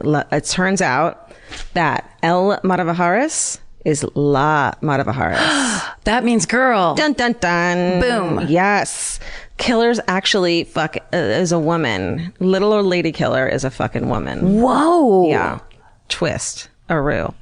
Juana Barraza is 48 and she's a single mother of 4. She had close cropped, tight, like real short dyed blonde hair, mole on her face, and she looks exactly like this bust. There's like photos online of her standing next to the bust, and it's creepy as fuck. Yeah, they nailed that. The nose is a little off. Yes. She looks like the killer based on witness accounts, but she's not a man. She's just a masculine woman. And they catch her as she's leaving her last victim's house. She's carrying a stethoscope, pension forms, and carrying a card identifying her as a social worker. Oh, fuck. Yeah. So her MO would be that she would knock on the door, smile, introduce herself as a social worker, show her stethoscope, and then once she was in the fucking abuelas are like, come on in, like it's like, come in. It's a lady doctor here to like help you out. Help you. Once inside, though, there was little conversation. She would strangle her victim, usually with the stethoscope. Whoa. Or some kind of cloth that was already there, or stab her.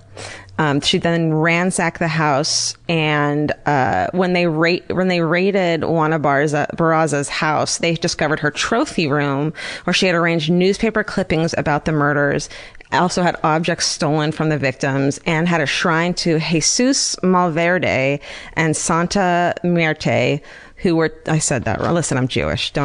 I can't. Santa Muerte. Muerte? Muerte sounds like or death, right? Santa Muerte. Saint Murder. 2 folk deities often worshipped by Mexican outlaws. Oh, fuck. Yeah. Oh, I got the Sante part right. Good job. Thank you. This gets bummer time.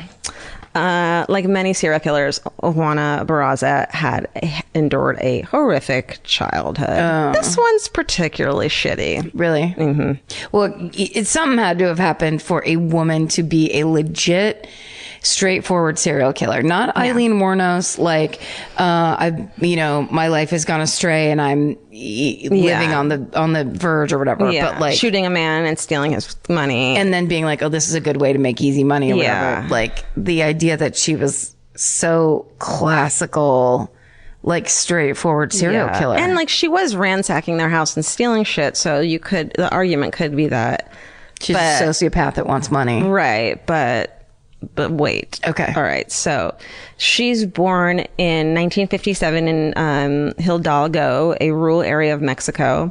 Her mother's a fucking crazy alcoholic. She's verbally and physically abusive and often trades her daughter to her drinking buddies for alcohol. Ugh. There's no way to like fucking not say that. So when she's 12 years old, Juana's mom trades her permanently to her drinking buddy, a 62-year-old man, for 3 beers. Ew. Like basically sends her off with this dude. This is like Mary Bell.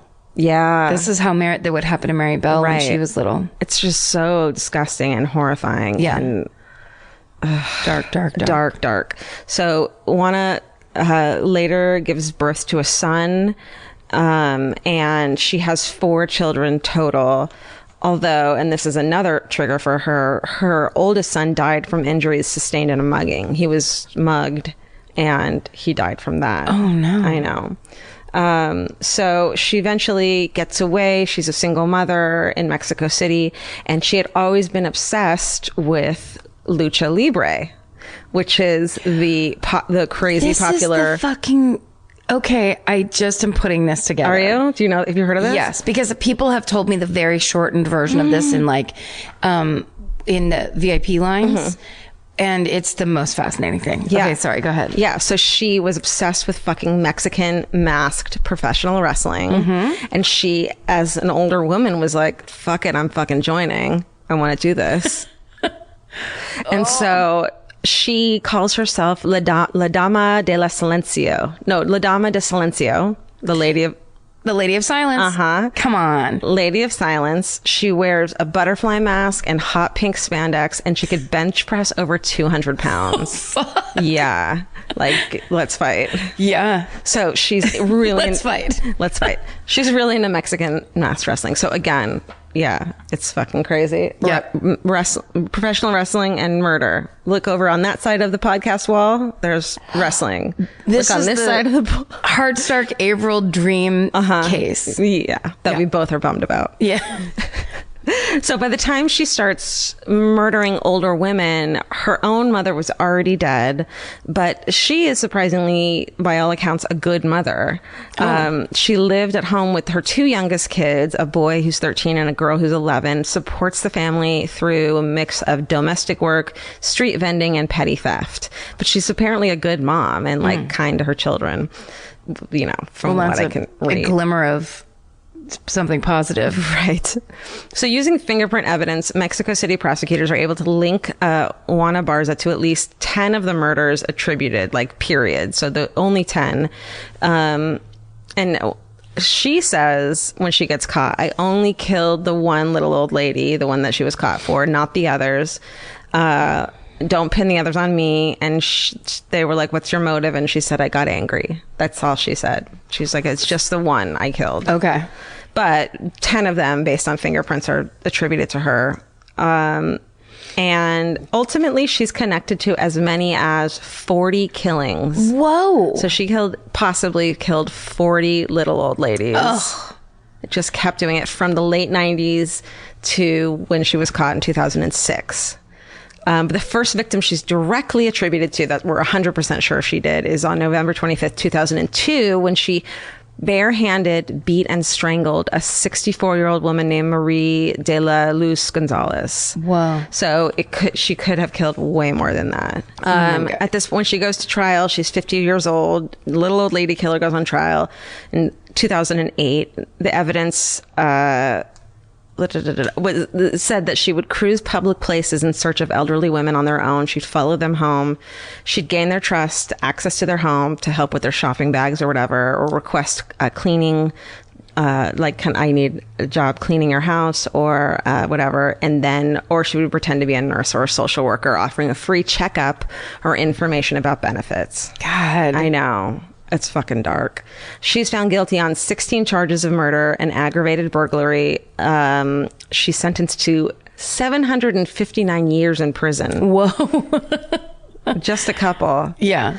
She ends up like getting married in prison, but then divorces, and she seems to be kind of happy there. Wow. Yeah. And she's only ever admitted to the last killing, and she says the motive was the lingering resentment to her own mother's horrible treatment of her, but everyone thinks that she targeted old women as a way to get back at her fucking crazy, awful old alcoholic mother. It makes sense. Yeah, and so got some kind of satisfaction out of killing these fucking poor women. But there is an element, like, and I can't remember what one it is specifically, but the not copping to it. Yeah. Like going, oh, I only did that one, when it's proven that you've done the other ones, where you kind of, it's that thing that always happens to us where we're taught, when you get into the details of a serial killer's life, it changes it, because then you're like, oh, you never had a chance. It's kind of so sad or whatever.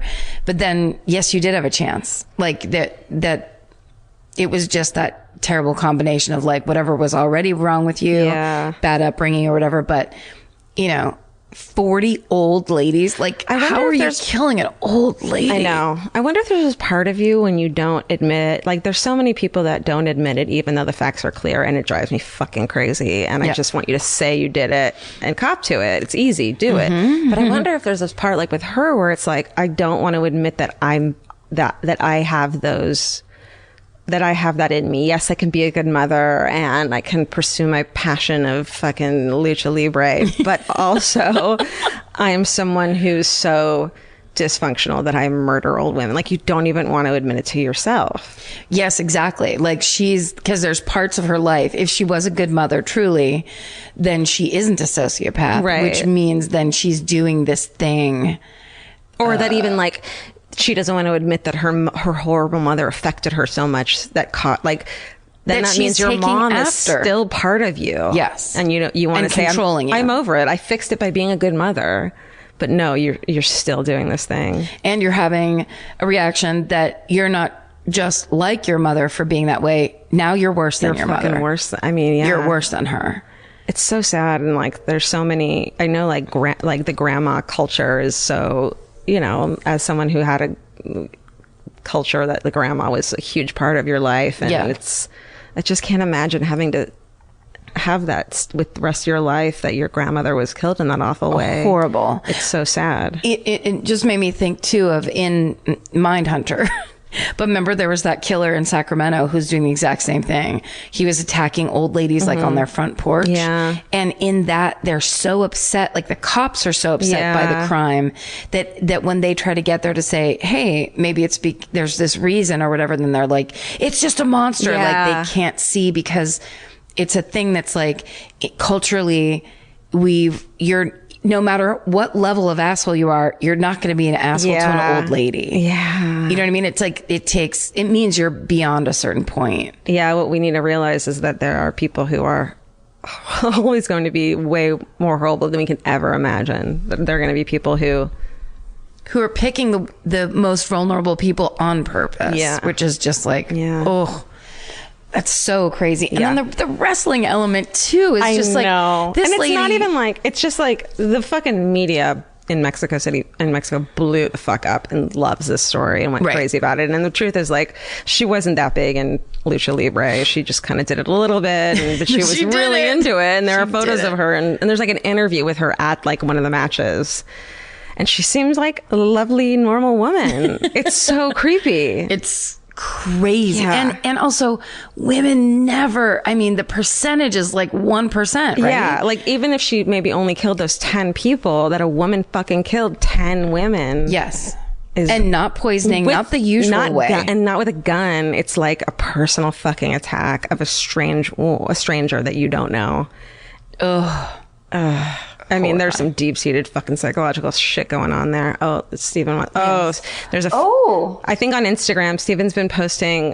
Shit! She has a butterfly mask, you guys, and a butterfly belt. And how fucking neon pink is that shit? Her wearing a butterfly mask seems especially sinister. Like some kind of like, because she is a butterfly. She's gone from, you know, whatever her actual life is to like, now she's this secret identity masked wrestler and she's blooming and she was a caterpillar coming into her own. Fucking in her chrysalis and shit, right? I don't know. But then there's also like some amazing gold tiger stripes here. Like I can't take my eyes off this picture. Go to Instagram. Stephen will post it. My favorite murder. Let me take this time to fucking plug our fucking social media. Good idea. Great. I sound like a great person. That's how we transition out of the darkest. Yeah. That was the El Mataviejitas, aka the old lady killer. Awesome. Yeah. God, that's dark. I know. Also, just if you lived in a city where old ladies were getting killed. Totally. How like sinister. You'd just be like, it's the devil. Yeah. You're like, at least find someone young.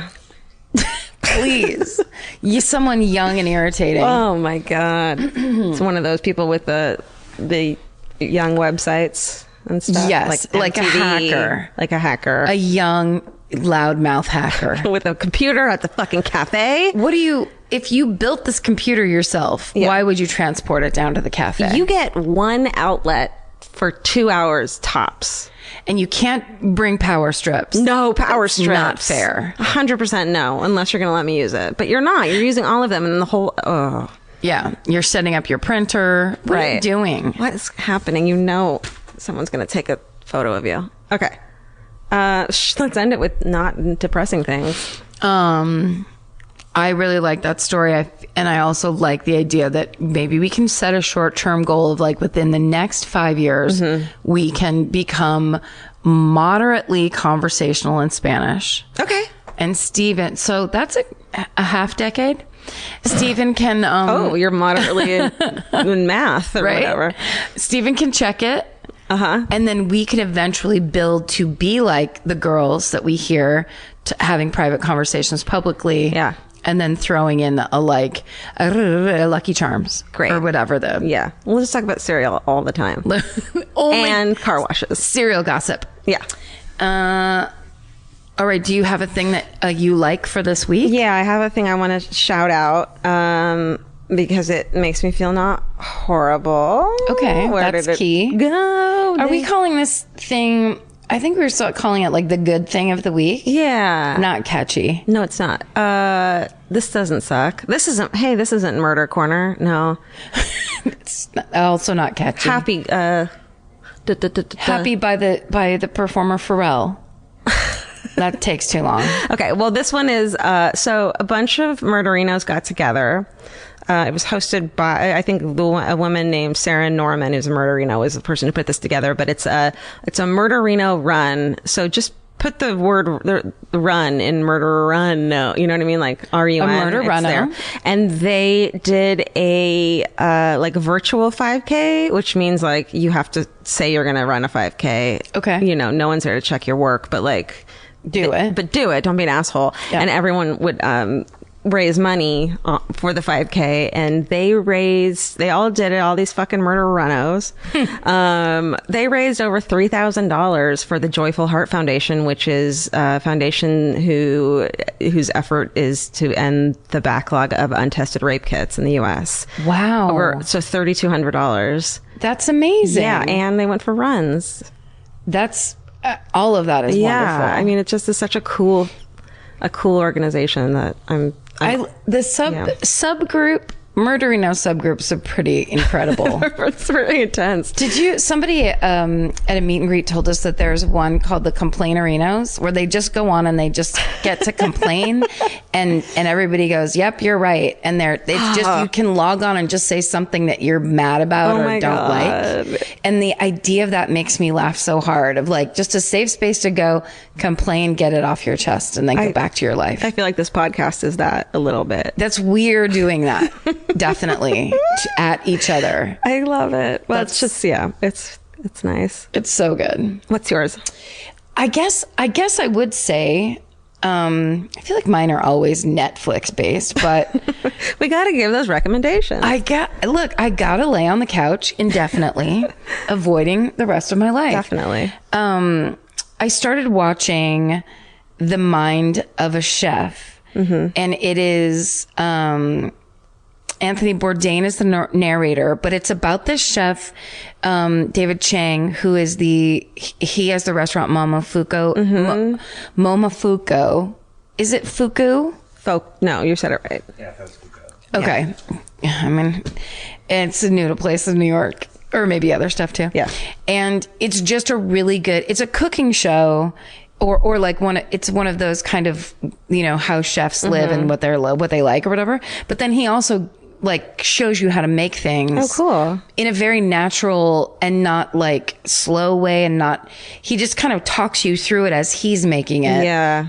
In a way that makes me go, I bet I could make that. And there's one part where he was talking about, learn to make chicken soup. It's the easiest thing in the world. Then you can give it to someone you love when they're sick. It's learn to do it. There's no reason you shouldn't learn. Yeah. It was just a super enjoyable show, but it's been out for a while.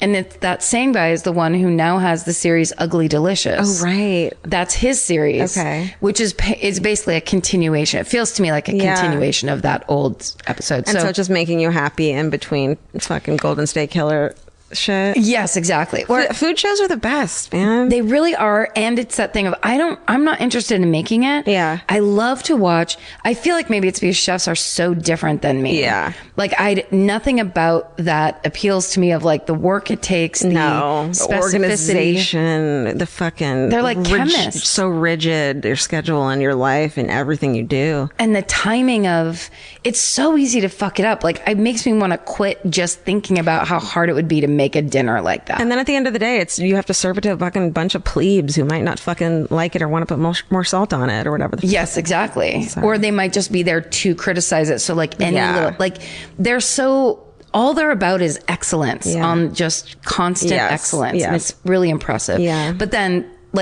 so then when you're watching a show like this, and then in their personality, they're kind of cool and chill. Yeah. Then you're like, oh, you're the most fascinating person ever. Well, Anthony Bourdain is like just the crush. He's just like a crushville husband. Yeah. You're just like, why are you so cool? Why are they so cool? I don't know. It's like they've taken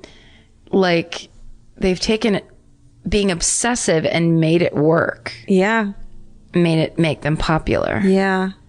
And also good food. Yeah. I don't know. I really liked it. I like that. That's cool. That's a good when you need a minute of something beautiful and good and happy. Yes. This food's so happy. Food's really happy. It's a celebration. And it's also like, watching him eat a thing. There's a part where they were like in Japan and he was trying, they were at this world famous sushi bar or whatever. And he's trying these things, and Chef David Chang is trying these things, and he loves it so much. The food he's being served is made so perfectly and simply that he's like having a nervous breakdown, because he's like, I could never do this. And it's the most fun thing to watch one person who's excellent at something worship someone who's really excellent at something. It's just like that whole world. It's just a world I don't understand. Yeah. That I love to watch. I'm there with you. Yeah. Let's do it. Yeah. Let's go out to dinner more. Yes. Let's go to dinner. Every night. Every night. And don't forget to watch Nancy Silverton's episode of The Chef's Table, who is a famous LA restaurateur and chef. She's fucking awesome. It's just an amazing, like, her dedication. And the reason her restaurant Mozza is so insane is because she cares about every single item. Yeah. I've met her. She's fucking cool too. Really? Yeah. She seems super cool. She's just a cool lady. Yeah. Yeah. Love it. Thanks for listening, you guys. Tell us stuff. Let us know how you are. Yeah. And Stephen loves to read your emails, so write them in. Communicate with us. We like it. My favorite murder at Gmail. And that's it. Thanks for listening. Yeah, stay sexy. And don't get murdered. Goodbye. Goodbye. Elvis, want cookie? Oh. Want cookie? That sounds like a frog. The best time to think about home security is before you need it. That's exactly why there's Simply Safe. Traditional home security only alerts you after a break-in has already happened, and that's too late. Simply Safe is changing that. Simply Safe's US-based live agents identify threats on your property and help deter them so intruders never get to your house. The system is customizable so you can build one that fits your home and your specific needs. The 24/7 professional monitoring is effective and affordable and won't lock you into a long-term contract. I think that's what's so scary for so many people is that long-term contract. And like, what if it turns out you don't like it or need it, but they don't have that because they know you'll like it and you'll know that you need it and feel so much safer when you have it. Like at this point in my life, I would never go without a security system on my house. I just feel safer with actually having Simply Safe around. There's a whole staff at Simply Safe that's waiting to talk to you and help you out. Right now, you can get 50% off your new system by visiting simplysafe.com/MFM. That's half off at simplysafe.com/MFM. There's no safe like Simply Safe. Goodbye. Vacation planning should feel like a breeze, not a deep dive into countless travel sites searching for the best deal. With Cheap Caribbean's Budget Beach Finder, you can search every destination and every date all in one search. You'll save time and money with the Budget Beach Finder. Say goodbye to endless scrolling and tab hopping and hello to Budget Beach Bliss at your fingertips. Go to cheapcaribbean.com to try out the Budget Beach Finder and see just how stress-free vacation planning should be. Goodbye. Capture your favorite summer feeling with Pandora Jewelry. Discover a collection inspired by the sunshine, freedom, and moments that make the season unforgettable. From sun-kissed metals to personalized pieces ready to be engraved with your summer mantra. Each design moves with you from beach days to golden nights and every memory in between. Shop Pandora Jewelry's new summer collection in-store or online at pandora.net and let your summer unfold. Goodbye.